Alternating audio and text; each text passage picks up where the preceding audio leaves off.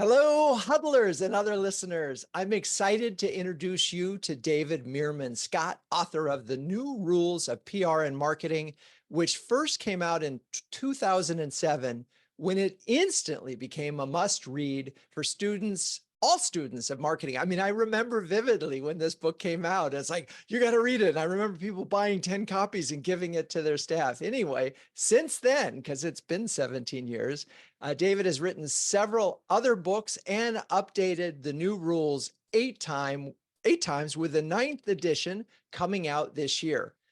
Now, given all the changes that we've seen in the last year, not to mention the last 17, I'm really excited to learn what's on David's radar for 2025 and beyond. And we will, while David's book does cover both B2B and B2C, we will get to B2B. So anyway, welcome, David Meerman Scott. How are you and where are you this fine day?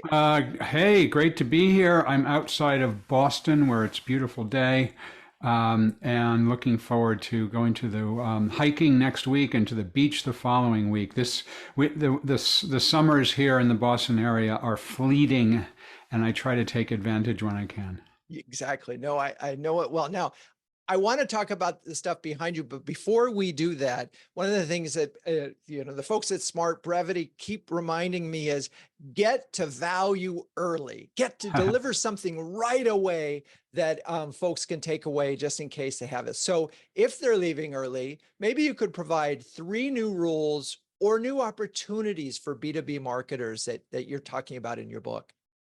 So one thing that's super interesting to me is that the ideas I talked about in 2007 still are valid. And that is, if you understand your audience really well and you create content in some form or many forms to reach them, you will get noticed. And that has not changed in 17 years since I wrote the first edition. Well, you could say in 20 years because I started writing the first edition a few years before it actually came out.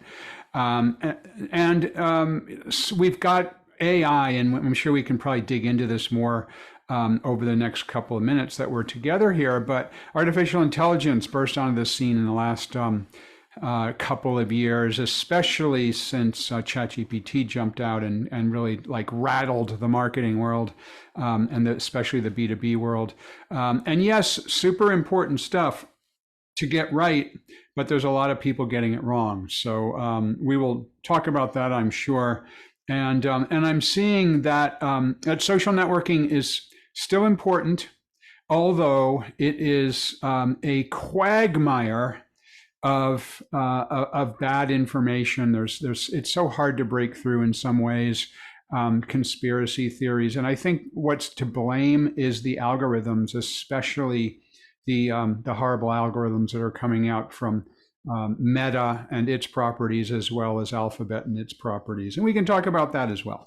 All right. Well, and those are 3 good things, obviously. And I love the timelessness of, yes, you have to know your audience, and that is a fundamental of marketing. And the output is content that's helpful. 2, AI is changing a lot. In 3, social networks. So great. Now, going backwards a second, you've got a surfboard behind you and you've got a Grateful Dead. Let's start with the surfboard because I know there's a great story behind it. Yeah, green surfboards. So I'm a surfer. I'm also very focused on the environment, and I'm on the board as well as a big donor to the Mamoni Valley Preserve, which is in Panama. We own 12,000 acres in a very, very important part of the world. It's the narrowest point between North and South America and the narrowest point between the Atlantic and Pacific Oceans. Very important for animal, birds, insects, amphibians, all kinds of different creatures. And so I was reading one of my surfing magazines a couple of years ago, and I ran across an article about wooden surfboards. Like, whoa, that's hitting my hot buttons. I love surfing.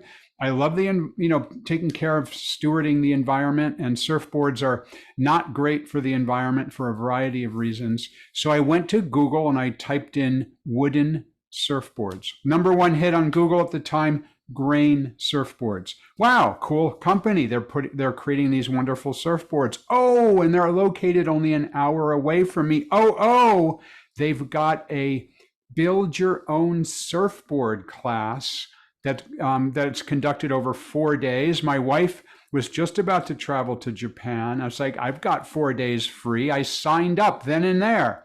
I pulled out my credit card and spent, I think it was like $1,500 on the very first visit to their website, because they were dialed into me as a surfer, as someone who likes beautiful wooden surfboards, as somebody who is protective of the environment. They had dialed my number up perfectly.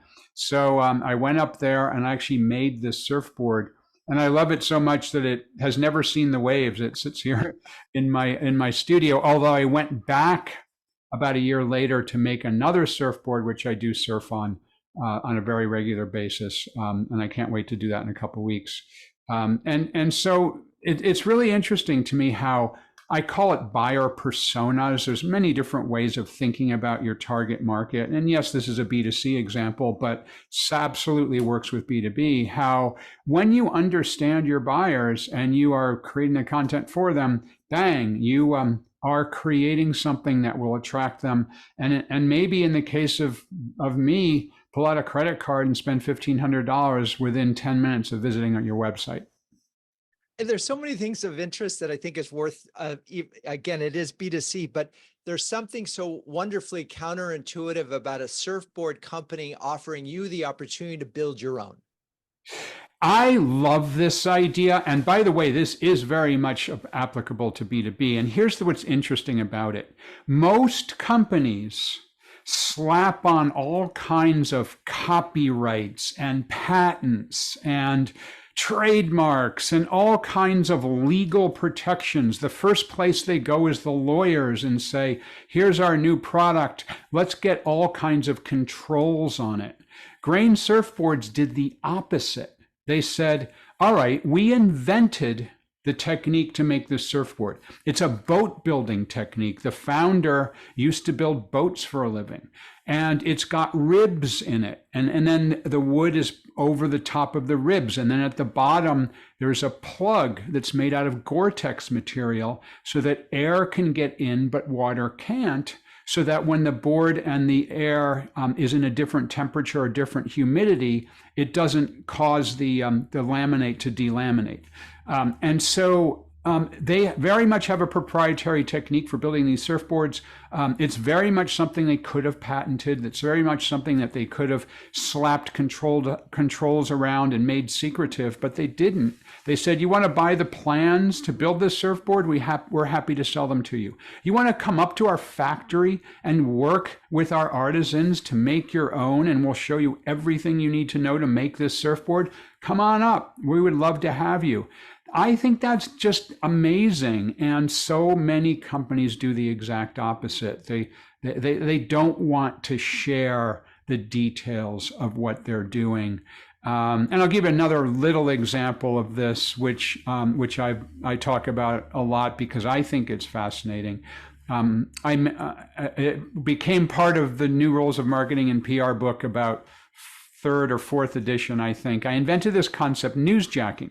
Newsjacking is the art and science of injecting your ideas into a breaking news story, used by tons of B2B companies. So every company has some area of expertise, you or your people.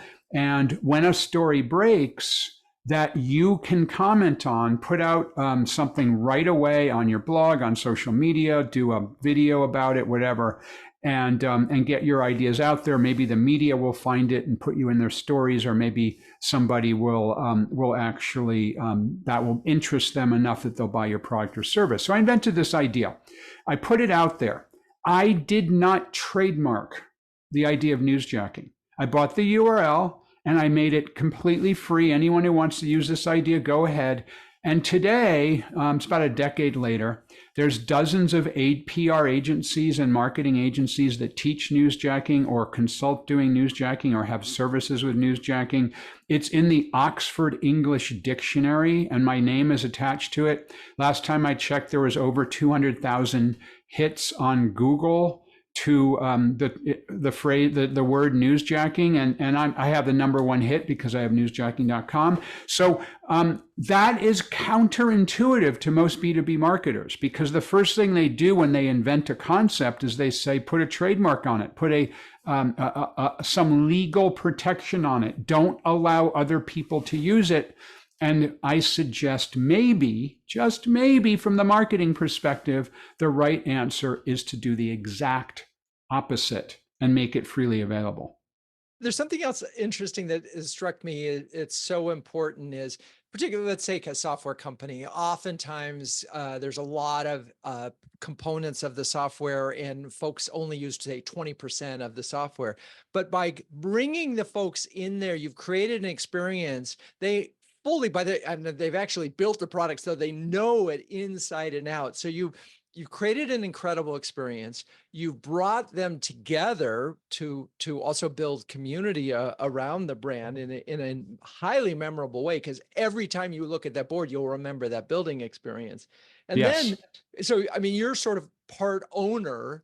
I mean, you made it. So there's just something wonderful about bringing customers into your offices to do something that will create this memorable experience. 100%. I've been doing some work recently for a company called Design Ergonomics.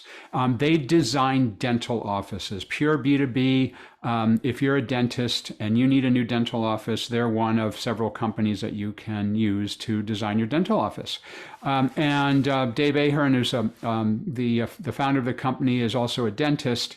And he still has several dental offices. And he invented some proprietary techniques for doing dentistry that are very ergonomically sound.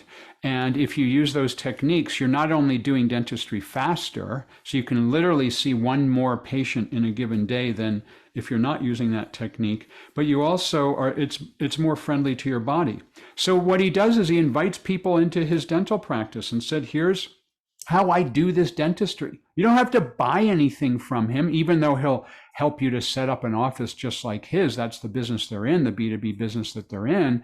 But he just wants to help dentists. And his belief, and it's absolutely true in the B2B world, his belief is the more dentists who understand his techniques for doing dentistry, the better, because anybody who does that technique is most likely to need to get the products and services that he offers at Design Ergonomics. So I've helped him to create a website and his social media presence and his focus on buyer personas that allows him to reach those people who are ready to build a new office and want to do it in an ergonomically sound way. And again, it's counterintuitive. Why in the world would one dentist invite other dentists to their offices to watch their technique, which is more efficient than other dentists? Because are they going to copy it? Well, yeah, he wants you to copy it. And I think that B2B companies generally try to avoid that kind of thing. So I think that's actually a mistake. Yeah, and it's if we go back to your original point about content, if you understand the audience, in this case, dentists need information on how they can be more efficient. It's a highly competitive business. So you have an understanding of it. You certainly know that one dentist talking to another, they know that it's going to be relevant. And then the content is interesting and unique. It's come to my office and see how it works. So that ties back. And what's fascinating, you don't have to buy anything from him to learn the technique. It's called an over-the-shoulder event. In other words, you look over his shoulder as he and his associates perform dentistry to learn the techniques. He provides that for free. You don't have to buy anything from him. And if you want to go to that event, learn the technique, and buy product from someone else, that's cool because he's getting his ideas out there. But he knows that the vast majority of people who see the technique and want to implement it will want to have him as their person to do training in their office, and his people to do the training in the office. And they want him to design the dental practice, and they want to use some of the products that he's patented to do it.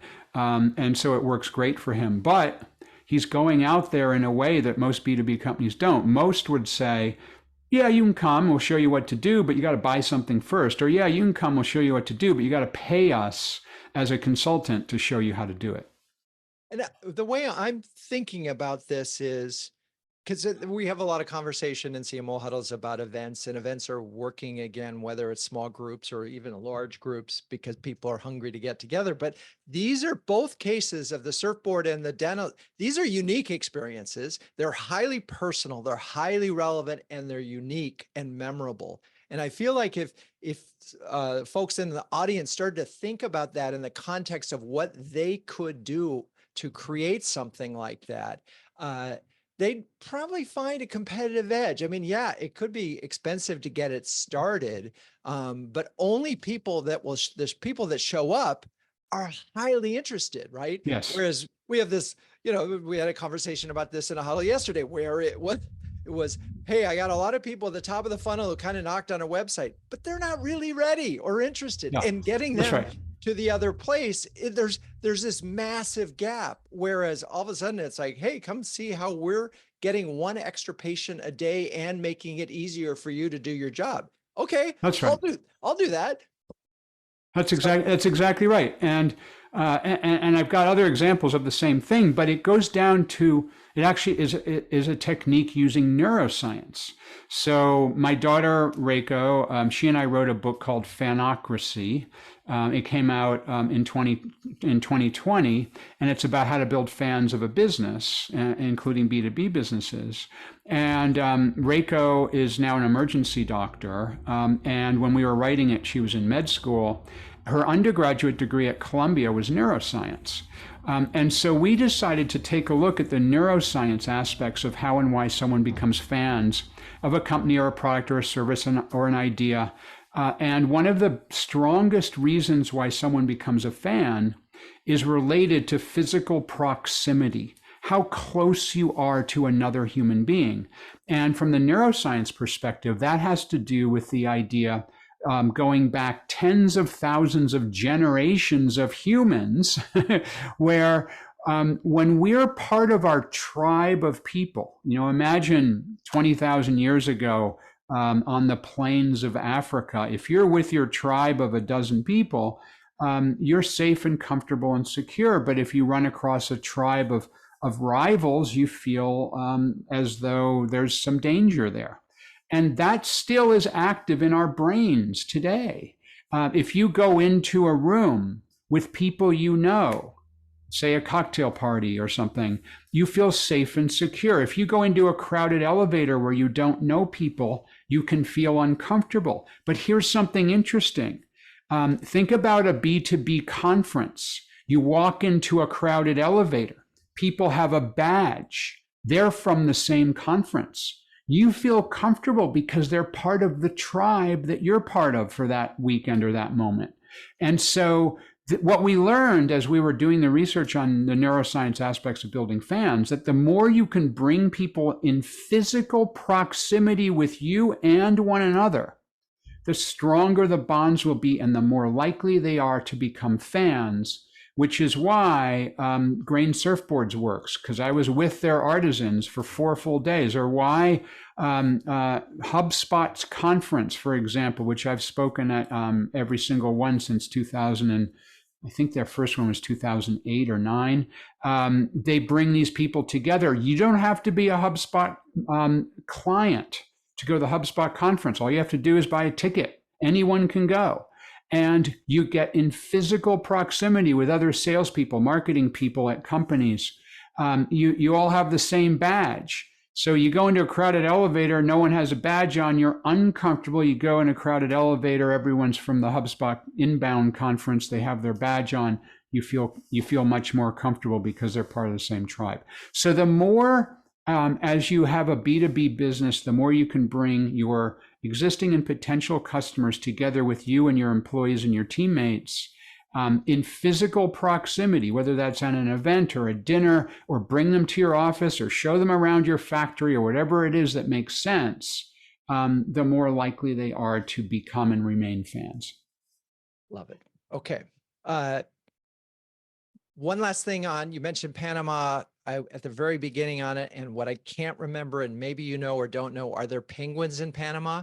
No penguins in Okay, Panama. fine.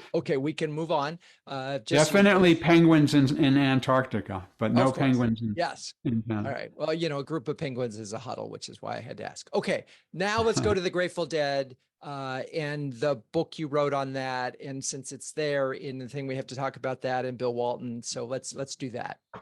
Yeah, Marketing Lessons from the Grateful Dead came out in, I believe it was 2010. I wrote it with Brian Halligan. Brian is the CEO and co-founder of HubSpot, and also Bill Walton, NBA Basketball Hall of Famer, wrote the foreword. Bill, sadly, several months ago, passed on. He was a buddy, super awesome guy. Loved Bill.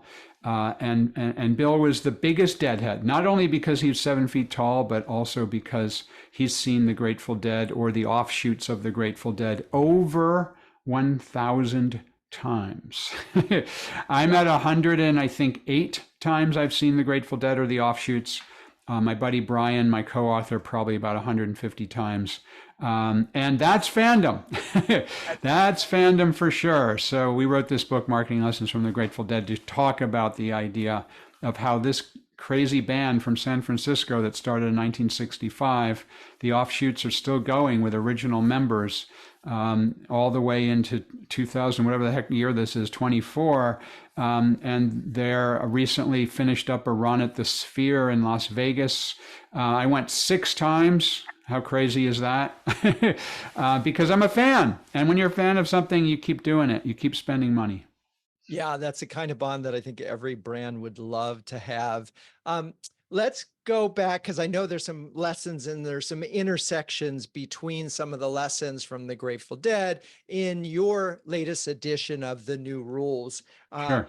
And I want to make sure we cover some more of the new rules. I mean, we've talked about understanding your audience, and let's move into AI for now. It's hard to have a conversation on marketing right now with it. It's funny. I saw a post on LinkedIn earlier in the day that said like 90% of what you hear about AI is hype, but there's 10% is really good stuff. And so really important stuff. yeah. So what are you seeing? What are you excited about? And in terms of new rules? So with AI, what's interesting to me is I worked really hard to kind of boil it down in my own mind. What is AI? Because a lot of people think they know, or maybe they know, but it's really, in some cases, hard to articulate. So I'm going to share with you something that you can mention in a dinner party to all your friends who who don't understand technology, and they'll think you're super smart. Artificial intelligence is simply data and math. That's all it is. And so when you think about AI, always be thinking, whose data is it, number one, and whose math is it, number two. And so that will help to guide how you're thinking about artificial intelligence. So if you're using ChatGPT, which is probably one of the most famous forms of AI that marketers have been using, think about in its basic form. When you go to the website of OpenAI for ChatGPT, it's OpenAI's large language model, so it's their math, and the data that it draws from, if you're using just the regular public ChatGPT, is basically public data. It's books, including 3 of mine, and that's another discussion of how I think about my content being used without my permission.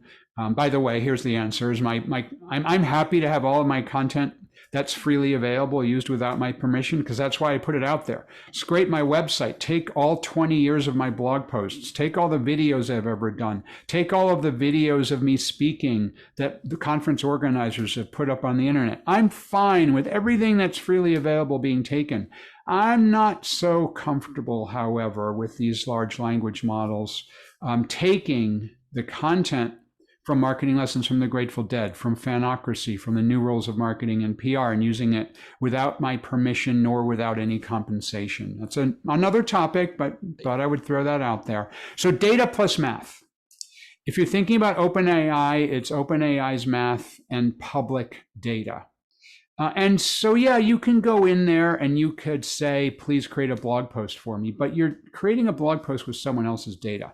I am a huge fan of using artificial intelligence on your own data. And there's many ways that that's possible, many ways to do that.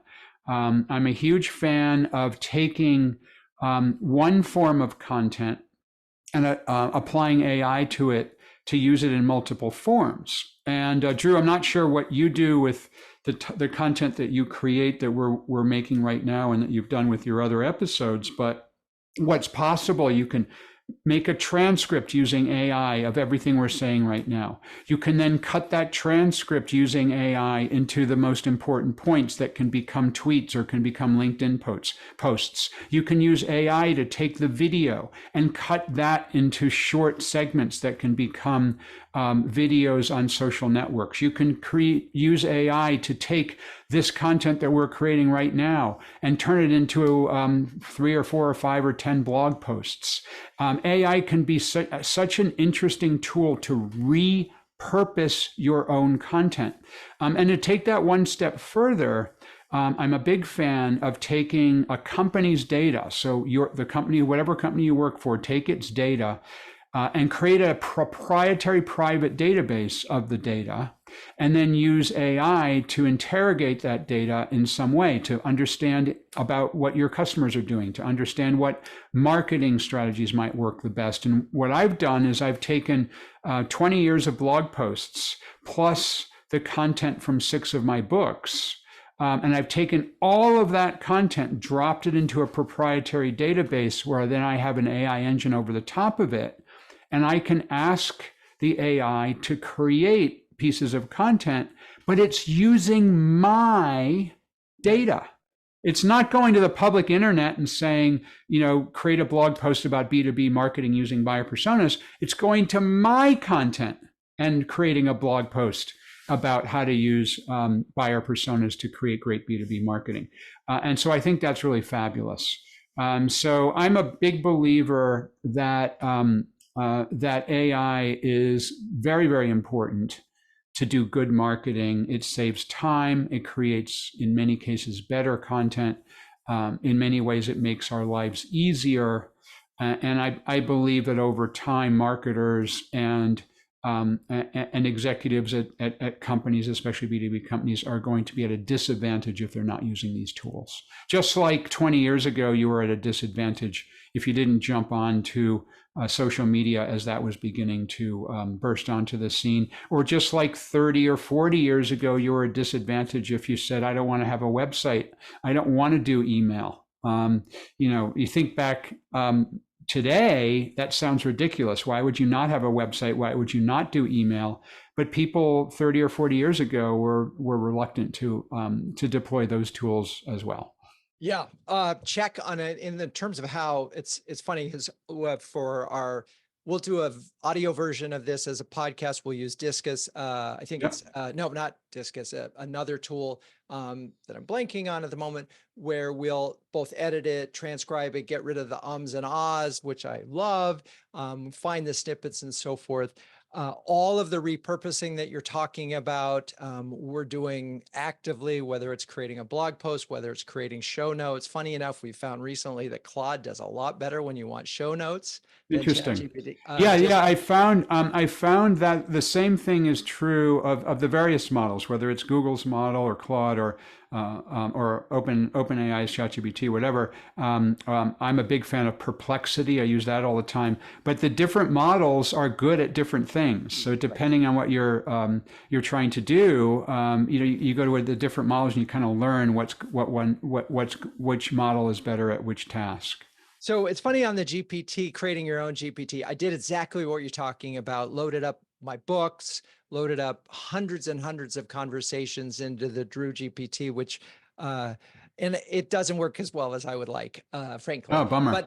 But what has worked really well is we also took 4 years worth of notes and recaps from CMO huddles and turned it into Becca, who is a B2B CMO who can answer your questions and will pull from our own database. That's cool. Yeah, that's exactly the idea. The answers are so much better. So I want to connect the dots a little bit, because to me, the thing I'm most excited about is the ability of these tools to create experiences and things that used to take you, it'd take you $100,000 and a bunch of programmers to create. You'll now be able to do. That's part one, is you can create a lot of useful things that I think marketers will, that your personas should really expose. That's part one. And part two, I think we're getting close to real true personalization at scale if you have first party data in a non-creepy way, in a way that you could actually service someone on a very personalized basis. We know that David likes surfboards and surfing, and we know he likes the Grateful Dead. We got to find a way, and every time we communicate with him, to bring something of relevance to show that we get it, we understand. Yeah, that's an interesting one. I'm not sure we're there yet. You can definitely find lots and lots and lots of things about somebody like me and what I like to do, because I'm very public about it. Here we are creating this content right now, and I've done hundreds and hundreds of podcast guest appearances. I'm blogging all the time. I'm active on social media. But the truth is, the vast majority of people aren't very public. So, the part that gets into the creepiness factor is using the content that's created based on what products you buy and what companies' websites you click on and things like that. And I think most people are a little bit wiggy about that.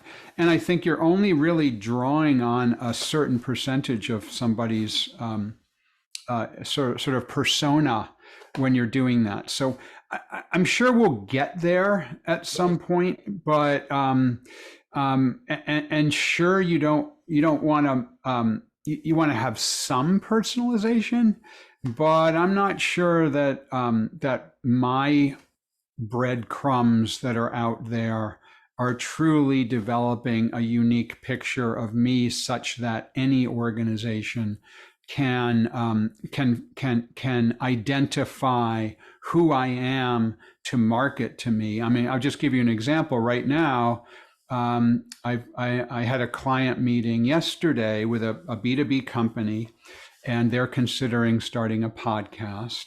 And so I reached out to a couple of people to find out if they're using podcast production services. Third-party companies that help to produce podcasts, and if so, do they have names of companies? And so, yeah, right now I'm in the market for a B2B company that does podcast production services. So if all of a sudden a company were to reach out to me and say, "Oh, we know you love the Grateful Dead. Why don't you buy some of our podcast production services?" I'd be like, "That's interesting, but I'm not sure that would be very helpful." Right. And this is the first time I'm publicly saying that I'm interested in a service like that. So now it's out there. But my guess, I think, is I would put a 99.9% probability that unless someone happens to be watching this episode and reaches out privately to me and says, "Hey, I saw you on the episode. That's a service that I provide. And please do if you do," that it's unlikely that little snippet among the millions of snippets that I put out there is going to produce the kind of data that somebody would want to be able to reach out to me privately and say, "Hey, we know you're in the market for this." So we got a long way to go. I think we'll probably get there at some point, but I don't think we're there yet. Interesting. And there is this weird, creepy thing. Two things. One, Share Your Genius is a great podcasting production firm.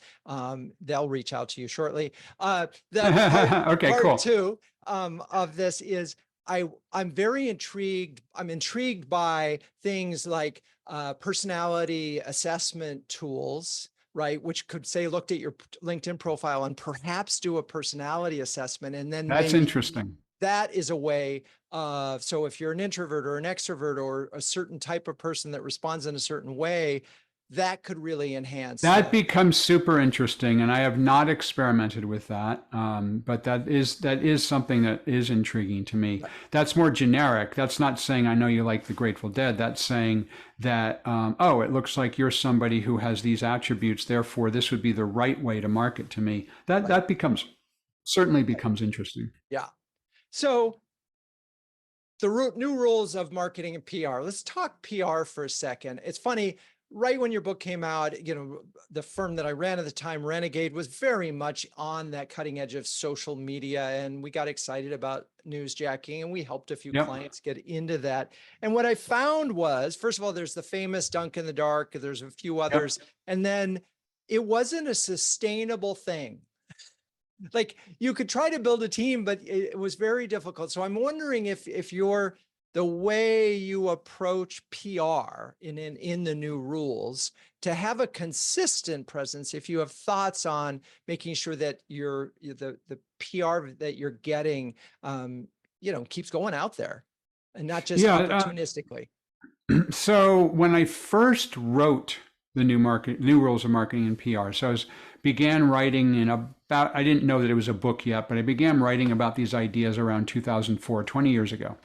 And 20 years ago, public relations and marketing were completely separate disciplines with a big fat brick wall down the middle of them. And they were very, very different things. And marketing was almost all advertising at the time, until I started to talk about the idea of content that you can create yourself as a form of marketing. Most companies didn't do a good job of it. Sure, they had a website, but they didn't do a good job of creating great content. And social media didn't exist at that point. You know, Facebook and Twitter and all them started after I was in the process of writing the first edition of the book. And then on the other hand, public relations was almost exclusively how you can get members of the media, mainstream media, to write or broadcast about you. Now, that brick wall has completely disappeared. There really isn't any demarcation between public relations and marketing. And if you think about public relations,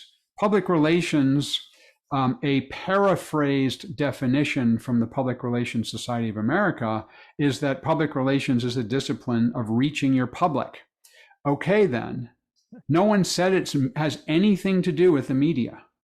The media and media relations is a subset of public relations, but most PR people put their head in the sand 20 years ago and said, hey, public relations is only how we go to the mainstream media, how we go to magazines and newspapers and radio and television to get noticed. So those have all broken down. And what I'm seeing today, you know, this is 20 years later, what I'm seeing today is that it's all just about generating attention. One way to generate attention is to create the kind of content that people will find through search engines, through social, whatever. Another form of generating attention is that you create the kind of content that people will find and then write or broadcast about you. And sure, there's still pockets of traditional public relations that are out there, you know, reaching out to members of the media with the hope that they'll write about you. I don't know if anyone even sees that anymore because there's so many different outlets now and they're not being consumed in the way they used to be. But that being said, the idea of newsjacking is still viable. But the thing I always said about newsjacking since the very beginning, since I invented it, is it's kind of like a venture capital firm or kind of like a movie studio. A venture capital firm invests in 25 companies with the expectation that most of them will go bankrupt. A few of them might be acquired for, you know, a bit of money. And then maybe if you're lucky, one will go public. A movie studio invests in 25 movies with the expectations that most won't make back the investment. A few will do okay, and maybe one will be a blockbuster. And when you do newsjacking, maybe you do 25 different newsjacking opportunities where you think, wow, this is going to be great. I'm so excited about it. We're going to get tons of attention. Most of them will fall flat. A few of them will do okay. And if you're lucky, 1 out of 25 maybe will get a bunch of attention.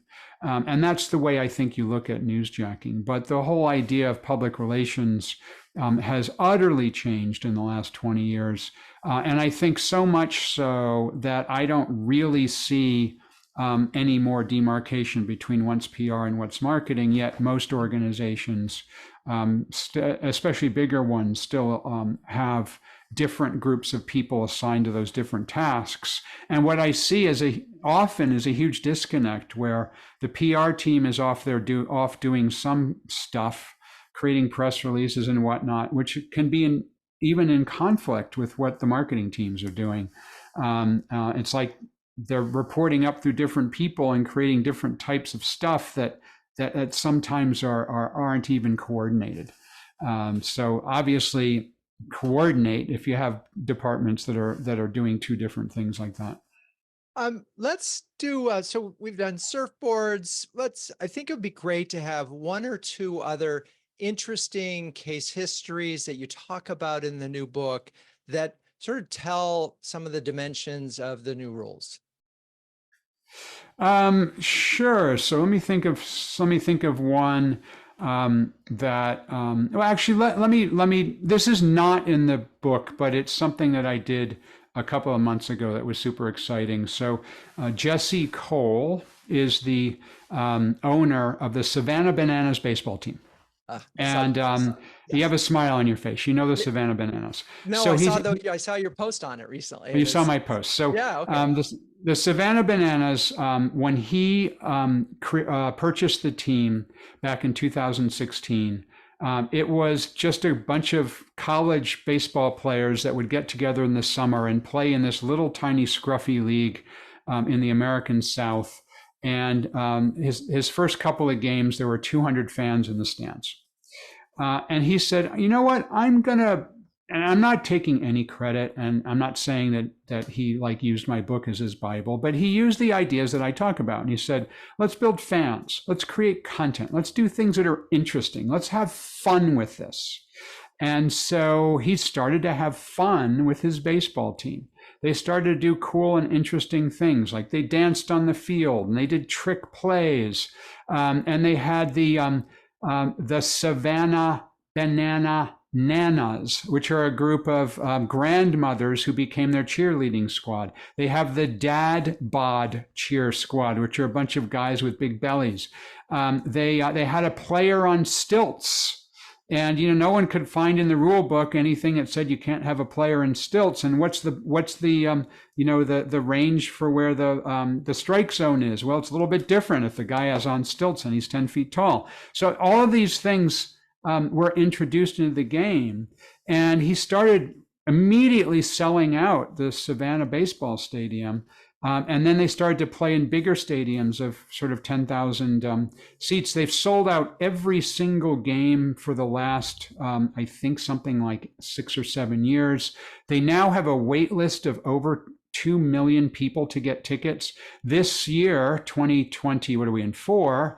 They played 6 major league ballparks. I went to see them at Fenway Park. They had more people in Fenway Park in 2024 than the Red Sox had for any single game at Fenway in 2024. And just absolutely crushing it, the Savannah Bananas. And I just love that example because it shows that you can use these ideas for any kind of business. Who would have thought that a little tiny team that from Savannah, Georgia, would have more fans on TikTok than any major league team?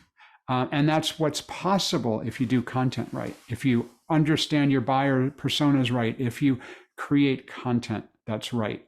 And it's just in every way a perfect example of what I'm talking about. Well, and I'm going to break it down a little bit more. I mean, first of all, they're adopted sort of the jester, archetype, and in all ways, and they really went with it from a dad humor standpoint. They also essentially changed the product because things like there's no bunts. They got rid of everything. There's music all the time. Yeah. The product is different, and so that was part when they changed the rules of the product. Yeah, what they realized is that playing under the current baseball rules wasn't going to work. So they left the league, created what's essentially an exhibition league. Jesse now owns 3 teams, and they play each other, possibly going to 4 or more teams next season. And they created their own rules, which are called banana ball, and you just mentioned a couple of them, which makes the game more exciting and fun for fans. Yes, I love the comment that bunts aren't fun. Nobody likes bunts, which is hilarious. But what's so interesting here, in getting back to almost every conversation that we've had, is about creating a richer, more involving customer experience. And that when you do that, you also create all sorts of content opportunities and extensions, but you're really getting to know your customer and building a fan base around you that can do a lot of the amplification work. Yes. And so this wasn't just a couple of TikTok videos. This was a substantial change to the product. First of all, Yes. that's really important in all of this. It's not just about the sizzle. There's some steak that's going on that was changed here. But there's this other part of it, which is so ignored in B2B, which is fun makes a difference, right? Being the most likable brand in your category is a huge opportunity for almost any business in B2B. Yes. 100%. But it's just funny because it's every time I talk to a CMO they're getting the CEO or the board says, I don't know if we can go that far. It's like, Right. we're selling a serious product. Well, Right. this is where the B2B and the B2C world can merge. I do think there's a lot different, but in this particular case of not taking yourself seriously, it could make a big difference. And I'll give you an example of that from recently. And actually, it happened too recently for it to be a part of the new book. But you might remember a couple of months ago, Apple had a big fail when they did their crush video. And it's on my blog if you didn't happen to see it. But they had a big crusher. It looked like a kind of crusher that would crush a car. And that big crusher was crushing all of these analog tools of creative endeavor: paint, a beautiful wooden acoustic guitar, a vintage stereo equipment, vintage photography equipment, and it completely crushed it down into being virtually nothing. And then, and this was all on a very slickly produced, high quality kind of movie level video. And then after it was crushed, the crusher opened up and there was the new iPad there. And creatives like me were horrified. Right. What in the world is Apple, which is one of the most admired companies in the world? What the heck is Apple doing? And Apple, of course, B2B and B2C, crushes creativity. Literally what they were saying is, we are crushing creativity. Oops. That was the literal message. And then you can use our device to create fake creativity, was the way I took it. And it got tons and tons and tons of backlash. So the fun bit came a couple of days later, 3 or 4 days later, I don't remember the exact timing, where Samsung came out with their uncrush video. It's on my blog as well if you haven't seen that one. And that's gotten millions and millions of views because they actually created a video where these, they kind of recreated part of that Apple video, and then they used one of the guitars that was sort of partly crushed, and used that to a young woman was singing a song, and it's hashtag uncrush, and so I can imagine the boardroom of Samsung saying, do we really want to stick it to Apple? Do we really want to do this? Is this something that's part of our brand? And I'm so glad they did, because they got tons of great attention for doing it.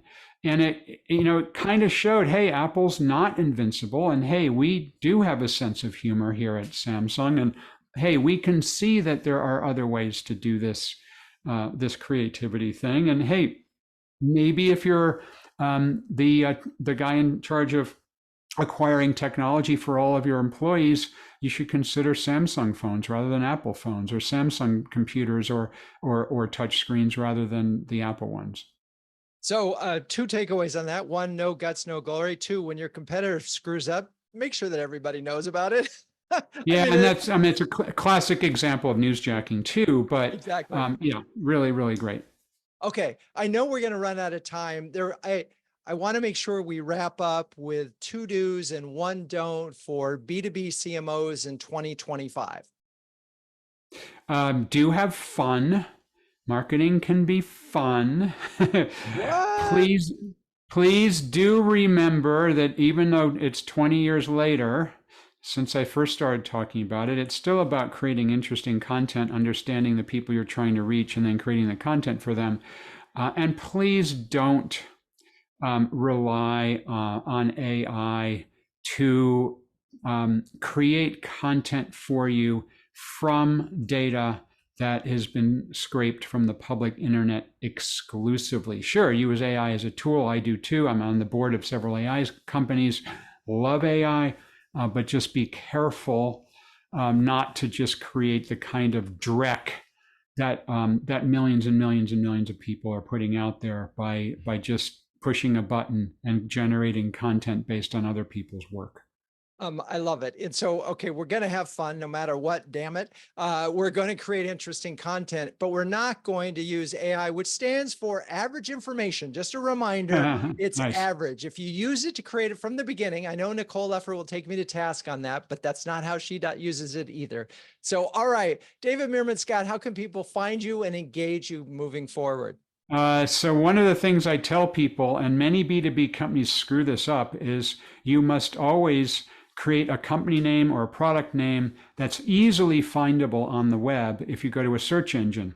And my name is David Scott. And if you go to a search engine, type in David Scott, you will see a whole bunch of people, which is what I discovered 20 years ago when I was in the process of, or maybe it's 25 years ago, and I was in the process of creating my first website. So I am David Meerman Scott, using my middle name, the only one in the world with that name. So if you Google me, you find me, David Meerman Scott. On most of the social networks, I am DM Scott, DMSCOTT. The idea of building fans of a business, the website is Fanocracy. And maybe I'll see someone on the waves. Maybe I'll see you at a Grateful Dead show. Maybe I'll see you at a B2B conference. But thanks very much, Drew, for having me on. David, great to have you.